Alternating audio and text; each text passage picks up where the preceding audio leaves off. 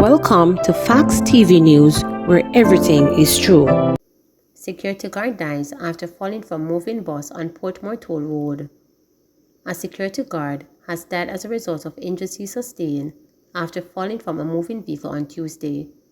He has been identified as 27-year-old Nathaniel Johnson of 2 West in Greater Portmore, St. Catherine. Reports from the Hunts Bay Police are that about 6:45 a.m., Johnson was traveling on a public passenger vehicle along the Portmore Toll Road when he complained of feeling unwell and he needed air. He proceeded to open the door and shortly after fell from the vehicle. He was pronounced dead at hospital. Investigations continue. Mechanic injured during altercation with common-law wife dies in hospital. A St. James mechanic who reportedly stabbed his common-law wife multiple times and who was hit on the head with a stone by the woman during an altercation at their home has died. Sheldon Campbell, 35, otherwise called Pog, succumbed at the Corner Regional Hospital on Monday. The woman has since been taken into custody. The altercation took place on Sunday night at the couple's home in the community of Tucker. The police report that about 10:30 p.m. an argument developed between them. It is reported that Campbell used a knife to stab the woman. She then reportedly picked up a stone and used it to hit him on the head. He fell to the ground. They were both taken to hospital for treatment. Campbell succumbed the next day. Body of unidentified man found in St. Anne. The St. Anne police are probing the circumstances surrounding the death of an unidentified male whose body was discovered along a dirt track in Windsor Settlement District, St. Anne on Monday. Reports from the police are that about 7:20 a.m., a resident stumbled on the body and summoned the law enforcement officials. On the arrival of the cops, the man was seen with what appeared to be gunshot wounds. The body was removed to the morgue and the scene was processed. Investigations continue. St. James man charged for October 2022 murder. A man has been charged for an October 2022 murder in Norwood, St. James. Charged with the murder of DeVito Barnett, otherwise called Biggs, is 21-year-old Kirky Larson of Columbine Square, Norwood. Residents reportedly heard explosions about 7:15 p.m. and summoned the police. Barnett was found with gunshot wounds and pronounced dead at hospital.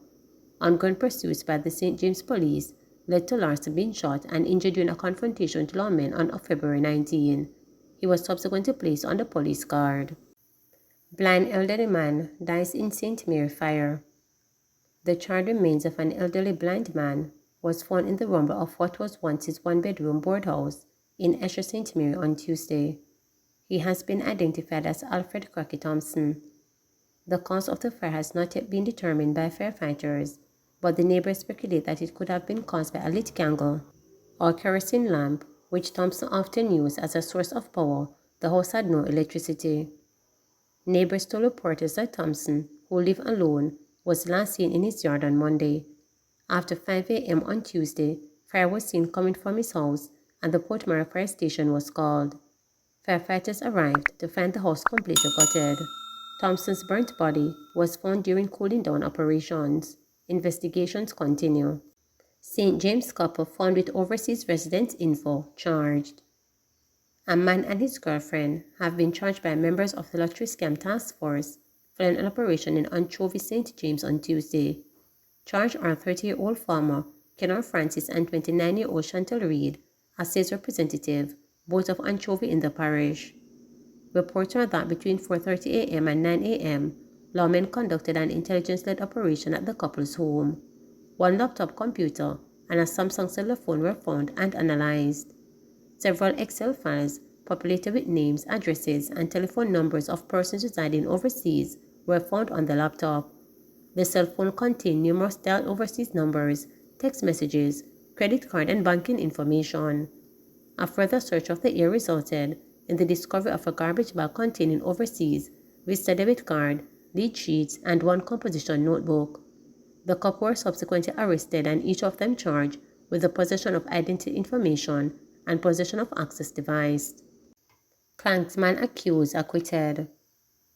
One of the accused in the long-running Klansman gang trial was freed by the chief judge. According to the trial judge on Tuesday, the evidence against Culbridge brought by the crown was not sustained in the evidence brought to underpin the counts with which he had been charged. This now leaves 26 individuals before the trial judge who is in the final moments of the case. The Crown earlier in the trial had conceded its case under count 12 of the indictment against Breach. The count was concerned with the alleged murder of an individual called Outlaw in 2017. It had also conceded in respect of count 11, which had charged Breach with facilitating that murder. The Chief Justice noted, since 2 of these counts against Beach had failed and there was no other evidence against him in the case to prove that he was a member of the gang, then count 2 under which he had remained on trial could not stand. Hence he declared Beach not guilty. He said Beach, who left the courthouse outside fanfare, was free to go unless the police had other reasons for detaining him. Reporters understand that Beach remained behind bars as he is answering charges related to another matter. SOEs in Clarendon, St. Anne and West Kingston ended on Tuesday. The states of emergency SOEs that were declared for the entire parishes of Clarendon and St. Anne, as well as the Kingston Western Police Division on February 15, ended yesterday. When announced the latest SOEs in a Jamaica House statement, Prime Minister Andrew Holness pointed to a surge in criminal activities in the affected areas as a justification for imposing the emergency measure. The declaration of states of public emergency will allow for security forces to carry out targeted operations to disrupt and dismantle criminal gangs and their networks and prevent the occurrence of serious crimes, Holness stated. Stating that the safety and security of all Jamaicans remain at the top priority of the government, the Prime Minister urged citizens to cooperate with the security forces while the SOEs are in effect. Organized gangs are the main source and cause of violence, leading to fear and terror in some communities. The government must protect innocent citizens from these criminal gangs and therefore must act, Holness added. The Prime Minister said the SOEs were imposed based on the advice of the Commissioner of Police and the Chief of Defence Staff. SOEs, which are routinely used by the government, were imposed in 8 parishes last December. Spencer Jess launched campaigns for St. Elizabeth seat. Chairman of the People's National Party PNP, Region 5 Grant Spencer, and lawyer Zuleika Jess have intensified their campaigns to represent the opposition party in St. Elizabeth Northeastern at the next parliamentary election. In recent months, both had suggested their interest in contesting the seat, which has since led to them applying to the party's representative. They have ramped up their campaigns in recent weeks. I can confirm that I have submitted an application to represent the party in that seat, Jess told reporters last week. When contacted, Mr. Spencer was hesitant to confirm that he had applied. However, reporters were told that up to February 6 deadline for applications to be submitted, Jess and Spencer had applied to represent the People's National Party in St. Elizabeth Northeastern. In January, after 2 sitting PNP councillors Everton Fisher and Audemars told reporters that they had thrown their weight behind Jess, Spencer claimed that he has overwhelming support of comrades in St. Elizabeth Northeastern. The delegates of the constituency have been asking me to be their standing bearer again, and I have been listening to them, and I am internalizing in my mind, Spencer said. Jess told reporters that she is surprised at the overwhelming support she has been receiving since she started her campaign in the constituency. I certainly did not expect this type of support, and so very quickly at that. It has really been phenomenal. It has been a warm welcome reception, she said. Jess, who lost in the ruling Jamaica Labour Party JLP giant Mike Henry in 2020 parliamentary election in Clarendon Central, said she is not seeking to bring disunity among comrades. On my part, I think my actions would have demonstrated that notwithstanding the results of any particular event, there certainly will not be any disruption, she said. Long considered a stronghold of the People's National Party, St. Elizabeth Northeastern was lost to the ruling Jamaica Labour Party Deborah Sloan in 2020 among the shock results of that election, which the JLP won by a landslide. Jess said the constituency was a fresh start apparently in relation to Grant Spencer, who won St. Elizabeth Northeastern for the PNP in 2007. Spencer was forced to walk away from competitive politics in the build-up to the 2011 election following corruption charges, which were eventually dismissed, related to a so-called Cuban night bulb scandal. I was approached by the majority of the leadership within the constituency to represent Northeast St. Elizabeth as the PNP stand-bearer.